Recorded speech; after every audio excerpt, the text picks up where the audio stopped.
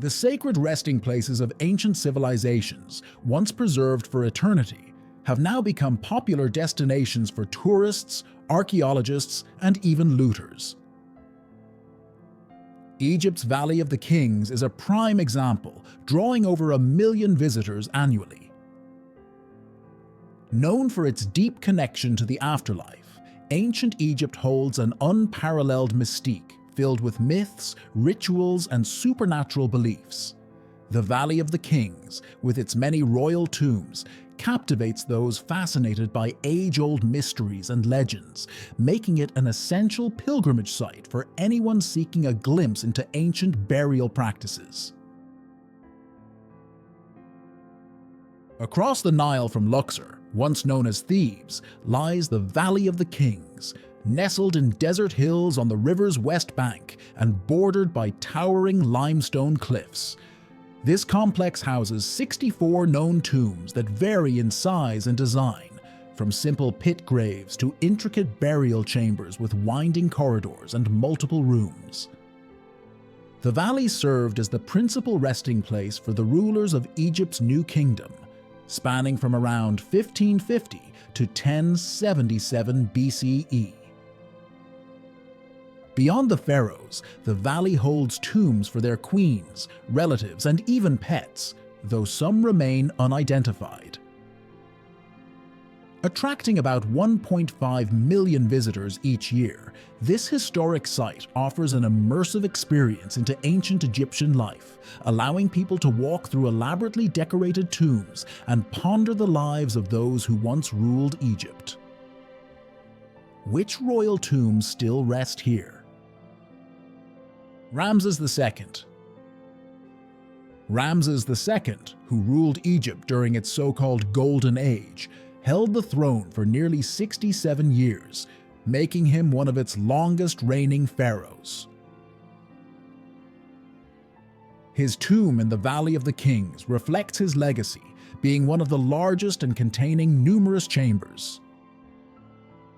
Yet Ramses's mummified remains spent little time in this grand tomb, as ancient priests relocated his body to safeguard it from tomb robbers. Eventually, archaeologists rediscovered it, and today his mummy resides in Cairo's Egyptian Museum. Ramses began life as a commoner, named after his grandfather Ramses I, whose military success raised the family's status.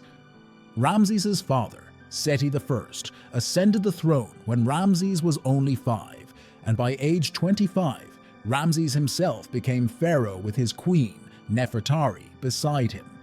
Ramses II had many wives, and with more than 160 children, he ranks among history's most prolific fathers. His reign was marked by military victories, vast building and restoration efforts, and a keen use of propaganda.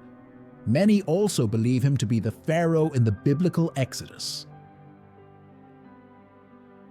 Ramses's legacy lives on through the numerous monuments and statues that bear his likeness from his own era and beyond.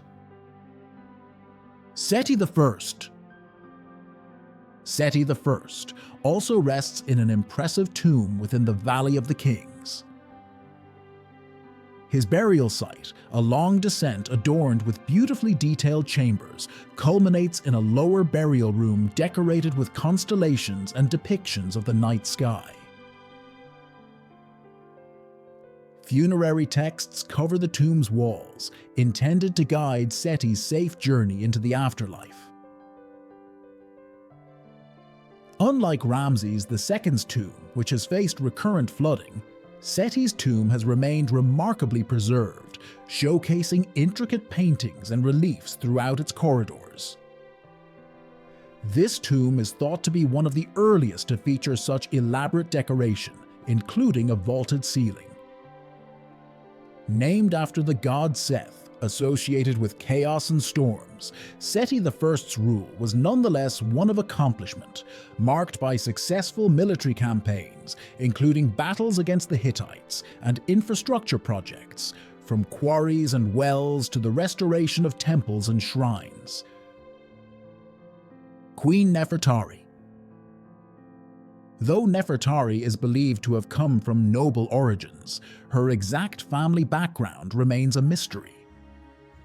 Known for her education, she was among the rare few who could read and write hieroglyphs, a skill that, at the time, was uncommon. Nefertari actively participated in diplomatic efforts, and it is evident that she held a special place in her husband Ramses II's life. Despite having many wives, Ramses reportedly favored her, honoring her with a beautifully adorned tomb and even dedicating a temple to her at Abu Simbel. Her tomb, among the Valley of the King's largest at 520 square meters, was unfortunately looted long ago, with most of its treasures and her remains taken. In 1904, archaeologists rediscovered the tomb, which later showed signs of damage. Restoration efforts began in 1986 to restore the tomb's vibrant wall paintings and inscriptions. After 6 years of work, the restoration was completed successfully, and the tomb opened to the public in 1995, though access remains restricted to limit bacteria, humidity, and carbon dioxide exposure. These precautions aim to preserve the tomb's restoration and ensure that Nefertari's legacy remains preserved for future generations. Amenhotep II. Initially constructed to honor and enshrine Pharaoh Amenhotep II, the tomb known as KV35 in the Valley of the Kings ultimately became a final resting place for other royal mummies moved there to shield them from looters.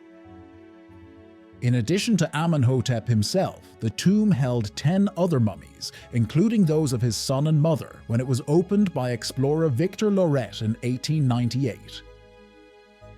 Extending about 91 meters, this tomb is among the deepest in the valley and features a large burial chamber adorned with a star-painted ceiling and passages inscribed with verses from the Egyptian Book of the Dead. A pit near the entrance was designed as a flood safeguard, adding further protection to the site. Amenhotep II ruled for roughly 26 years, passing away around 1400 BCE as the 7th ruler of Egypt's 18th dynasty. Occasionally referenced by the Greek variant of his name, Amenophis, he was known for his physical prowess, especially in his youth. He trained horses in his father Thutmose III's stables and was reputedly skilled in archery, famously able to pierce copper plates with arrows while driving a chariot with reins tied around his waist. He may have even shared rule with Thutmose III during his first 2 years as pharaoh. Amenhotep's cause of death remains unknown, though he was likely between 40 and 50 years old. When his mummy was found, small round lesions covered the body. It is unclear if these were the result of an illness or something related to the embalming process. King Tutankhamun. Among Egypt's pharaohs, King Tutankhamun, or King Tut, is perhaps the most widely recognized today, though his reign was largely uneventful in his own era. His tomb, uncovered in 1922, remains the most intact burial site ever found in Egypt, granting historians and archaeologists unparalleled insights into ancient Egyptian funerary practices and beliefs. Even a century after its discovery, the tomb continues to intrigue researchers and supply valuable knowledge about Egyptian customs and religious rituals. Beyond academia, the discovery of King Tut's tomb influenced global culture and fashion, sparking an Egyptian-themed aesthetic. Art Deco design soon reflected ancient Egyptian motifs, with buildings showcasing sphinxes and columns inspired by pharaonic Egypt. In the United States, President Herbert Hoover even named his dog after the young pharaoh. Tutankhamun, who ruled from 1332 to 1323 BCE, ascended to the throne around the age of 8 or 9, guided by advisors like his Grand Vizier, I. His rule is notable for his reversal of his father Akhenaten's religious reforms, restoring Egypt's traditional polytheistic worship. Although his reign was relatively short, King Tut's early death at age 18 or 19 remains a topic of debate. Examination of his remains has led to three prevailing theories. Skull fractures might suggest he suffered a fatal blow to the head, though this damage could have been inflicted post-mortem during excavation. Another possibility is a fatal chariot accident, as he had a broken kneecap that showed no signs of healing, an injury possibly sustained close to his death. Malaria detected in his remains presents a third possibility, as it could have contributed to his premature death. Some visitors to the Valley of the Kings have claimed to see a spectral figure riding a chariot drawn by flaming horses, which some interpret as the spirit of Tutankhamun eternally wandering the desert.